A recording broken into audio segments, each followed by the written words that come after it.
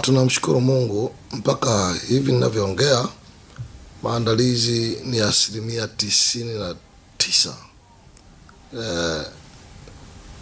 Ni mambo machache tu yanayowekwa sawa sasa, kama maombi ya watu yale maombi 12 yanabebwa kwa ajili ya kupelekwa pale, kwa sababu leo ndio siku ya mwisho ya kupiga lile jiwe la mwisho. Kwa hiyo maombi 12 ambayo watu wanaomba ndio yanawekwa leo, yanapangwa. Wao walikuwa na karatasi moja na huku ilikuwa copy na baki huku. Wanaweka original hapa, copy anaenda nayo na unatiki yale ambayo Mungu amekutendea katika mwaka huu. Kwa watu wengi Mungu amewatendea. Kwa maandalizi kwa ujumla nadhani nikasema imefikia mwisho kabisa, na watu tayari wameshaanza kuingia. Yaani hivi ninavyoongea watu wameshaanza kumiminika viwanjani, na naamini maisha ya watu yatamuona Bwana.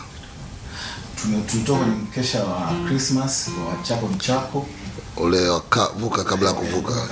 Chako lazima kiwe chako. Na sasa tunaingia kwenye mkesha wa vuka Chako. Labda utofauti ni mkubwa ambao mtu anaweza kusema mbona tulifanya au tunafanya. Chako ni chako, tafsiri yake kimaandiko maana yake kuna watu wengi sana wana vitu vyao lakini viko mikononi mwa watu waharibifu. Nitakupa mfano. Mama mmoja jana alikuwa anashuhudia pale kwenye ibada. Yeye alikuwa anafanya biashara, anauza biashara kubwa lakini anauza 200,000 tu, 100,000. Baada ya kufuatilia tena, yeye kufuatilia alipelekewa habari na katoto. Kakamwibia mafuta nyumbani kwao ya upako, kakampelekea, kakaiba kwa mamake. Akasema mbona nateseka baba wakati mama anatumia mafuta ya upako na amefunguliwa. Kakampelekea, alipoenda kupaka pale nyumbani kwake usiku, anasikia kitu usiku kinapiga kelele usiku, yani kina juu ya bati. Kutoka nje anakuta ndege mkubwa yuko pale. Akachukua mafuta yale, kapaka mkononi, kamnyoshia mkono tu kwamba kama wewe ni ndege wa kawaida uondoke, kama sio wa kawaida ufe. Ile ndege aliinuka akajipiga kwenye ukuta mpaka damu zinatoka, akafa. Kesho yake anaenda kwenye biashara ile ile ambayo miaka yote anauza 200,000, anakuta anauza 1,000,000 na baada ya siku chache ameenda mpaka 5,000,000 anauza biashara ile ile. Sasa hapa maana yake kila watu wengi sana wana vitu vyao lakini viko mikononi mwa watu, maisha yao yamekamatwa. Na chako lazima kiwe chako, maana yake lazima kirudi mikononi mwako. Kuna vitu ni vyako lakini vinatawaliwa au vinashikiliwa na watu wengine kwa njia za ujanja ambao wewe huna. Kuna watu wana mahesabu mengine. Ndio maana watu hata ukifanikiwa kwenye biashara hawakuulizi umesoma chuo gani, wanakuuliza ulienda wapi. Kwa nini? Kwa sababu wanajua kuna njia nyingine. Sasa njia ya Mungu maana yake kila kilichotekwa kwenye maisha yako kinarudi mikononi mwako. Ndio chako lazima kiwe chako. Sasa kuvuka na chako ni tamko la kimaandiko au ni tamko la kiimani, kwamba watu wengi sana, unaona Waisraeli walipokuwa Misri, Farao alipokuwa amepigwa sana na mapigo na Mungu kwamba waachie watu wangu, akataka kuwaachia. Lakini miaka 400 wamewatumikia Waisraeli, wamewatumikia wa Misri, wameteseka pale, wamewatajirisha wa Misri. Farao akamwambia, mkiondoka muache watoto wenu, muache nyumba zenu, ng'ombe zenu, punda zenu, farasi zenu. Farasi manake magari yenu, punda manake magari ya mizigo, kwa sasa tukizungumza. Akasema muache vyote lakini muende nyinyi wazee tu muende. Musa akamwambia, kama Mungu alivyonituma hatutaacha hapa kwako wala kwato wa ng'ombe wetu wala ukwato wa ng'ombe wetu wala ng'ombe wetu wala mpunda wala mbuzi. Tutakwenda na vitu vyetu, tutakwenda na watoto wetu, tutakwenda na mali zetu, tutakwenda na uchumi wetu. Na Biblia inasema siku ile alipotoka ndio Mungu aliwaambia Musa kwamba siku hii ya leo ndio mwanzo wa miaka kwenu. Kwa tunapovuka mwaka lazima tunajua tunaanza mwaka na kila kitu chetu. Ndio maana lazima uvuke na chako. Kuna watu wanavuka mwaka, anavuka na magonjwa. Magonjwa sio chako. Anavuka na umaskini, sio wako. Unavuka na mateso, hapana, madeni sio yako. Kwa lazima uchukue neno la ushindi kwamba ninavuka na kila kitu changu. Mume wangu simwachi, watoto wangu siwaachi, mali zangu siziachi, nyumba yangu siiachi, ninavuka na changu. Kwa kila mtu jitahidi usivuke ukaacha vitu nyuma, vuka na chako. Tukiwa tunaenda kuvuka na chako, labda tunamaliza 2025 tunaingia 2026. Labda kuna vitu gani au matukio gani mwaka 2025 kweli huwezi kuyasahau au yalikugusa kwa namna tofauti? Mambo ni mengi. Mambo ya kwanza ni ule utumishi niliopewa na Mungu. Mwaka 2025 nimeona mambo mengi makubwa, miujiza na matendo makuu. Zaidi sana nimeona Mungu akiokoa watu. Na jambo lingine kubwa katika huduma ni mwaka 2025 nimeona Mungu akinipa neema ya kwenda mataifa mengi, mataifa mengine ya nje. Kama nimekuwa Brazil, tumefanya kongamano pale, mkutano wa nje, na Bwana amefungua maisha watu na kuponya. Nimekuwa Zimbabwe, nimekuwa Kenya, nimekuwa Msumbiji. Msumbiji, yes. Msumbiji tumekuwa na mkutano mkubwa wa baraka na maisha ya watu wengi yamefunguliwa. Furaha yangu mimi ni kuona watu wanafunguliwa, watu wanaokolewa, wanaponywa. Lakini vile vile nimeona Mungu akitufanikisha. Na katika huduma tukio moja kubwa ambalo limefanyika ni uzinduzi wa hema letu kubwa la baraka. Tumekuwa na uzinduzi mkubwa ambao ulikuwa wa baraka katika nchi yetu ya Tanzania na watu wengi walibarikiwa. Kwa hiyo ni jambo la baraka, tumemwona Mungu. Jambo lingine ni katika mipango yetu Mungu ameifanikisha. Lakini vile vile mambo ambayo yamenisikitisha katika mwaka huu ni pamoja na shida iliyotokea kwenye taifa letu. Watu kuuawa katika uchaguzi, kipindi cha uchaguzi, vurugu zilizotokea, watu kuuawa, sio jambo la kufurahisha katika taifa. Kwa hiyo lituhuzunisha sana.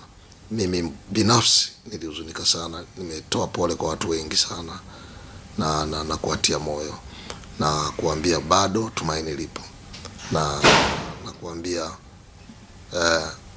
amani ya Mungu ikitawala moyo wako utakuwa salama, kwa sababu mshtuko uliotokea kila mtu ashtushwe katika nchi, na wengine wanataka kupata shida ya kuumia, lakini moyo wako uliumia. Kwa hiyo Watanzania kwa ujumla pamoja na mimi ninaamini kila mtu, ili tukio ni picha mbaya kwenye maisha yake ambayo katika mwaka huu ilikuwa sio alama njema, lakini tunaamini Mungu atatusaidia kama taifa. Na kuna watu wanaolalamikia kwa utumishi, wanasema kuna muda muongee mmekaa kimya.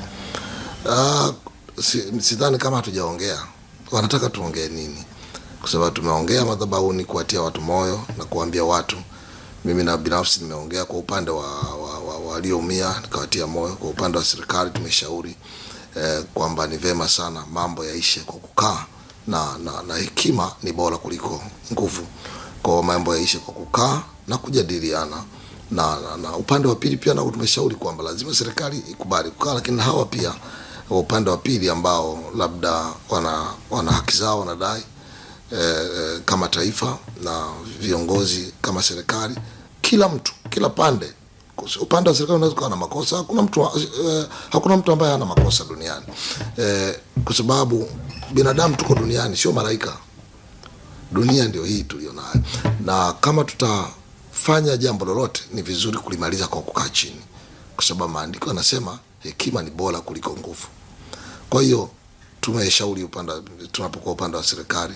Unajua wakati mwingine mtu anataka labda tuongee vile anavyotaka tuongee, lakini ni vyema sana hekima ikitumika, na kuna mambo ambayo unaweza kuongea na kuna mambo ambayo unaweza kushauri serikali wazi, lakini pia kuna mambo unaweza kushauri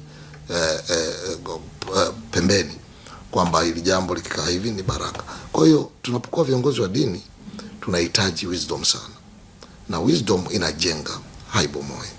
Kwa hiyo mimi nafikiri wanaposema watu hatujaongea, wanaotufuatilia kwenye ibada, kwenye TV, tumeongea. Maana yake mimi sehemu yangu mara nyingi ni madhabahuni, na madhabahuni unahitaji hekima ya kuongea, kwa sababu ukikosea pia waweza kuleta shida nyingine ambayo haitakuwa njema. Kwa upande wa serikali tumeshauri, upande wa watu ambao ndugu zetu wote vijana Gen Z tumeshauri pia kwamba upande huu ukikubali kukaa na upande huu ukikubali kukaa, naamini tutajenga taifa. Kwa hiyo tunahitaji kulijenga taifa kwa amani, lakini ili tujenge taifa kwa amani tunahitaji kwanza hekima. Hekima ikitangulia itatujenga. Tunaingia 2026. Unaona nini? Au ni yapi ambayo unasema haya 2026 lazima yaweze kufanyika? Au mimi kama mtumishi wa Mungu, cha kwanza ninaona ni mikutano mikubwa ya Injili na watu kuokolewa. Naona revival ya maisha, watu kufunguliwa, kuokolewa, Tanzania kubadilika, cha kwanza, na duniani kote.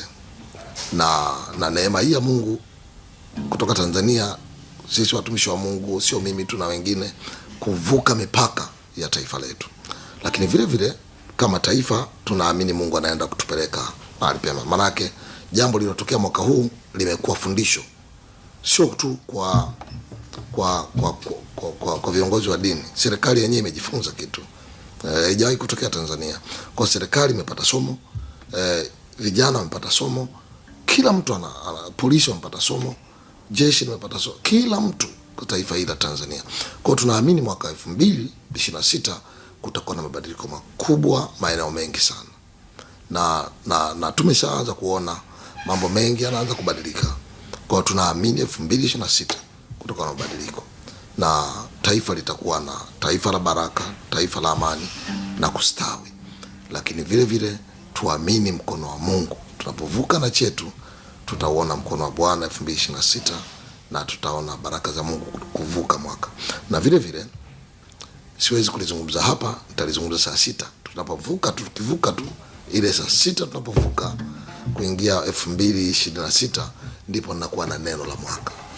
Kwa mfano mwaka huu tulikuwa na neno mwaka huu unaitwa mwaka wa kumiliki na kutawala. Neno kumiliki na kutawala kibiblia maana yake Mungu alisema zaeni mkaongezeke mkatawale mkamiliki. Kwa hiyo watu wanapokuwa na neno la Mungu linatembea nao mwaka mzima, linawalinda, linawapigania, linasimama nao. Kumbuka Mungu akitaka kuokoa analituma neno. Kwa Mungu anapotupa neno la mwaka mzima kwamba hii ni neno la mwaka, maisha yako hayabaki vile alivyokuwa tena. Maisha yako hayabaki vile alivyokuwa tena. Kwa hiyo watu wasubiri saa 6 hiyo nitatamka neno la mwaka. Na watu wengi wameona mwaka huu wakimiliki viwanja, wakimiliki mashamba, wakimiliki biashara, wakimiliki mafanikio na wakitawala katika maisha yao.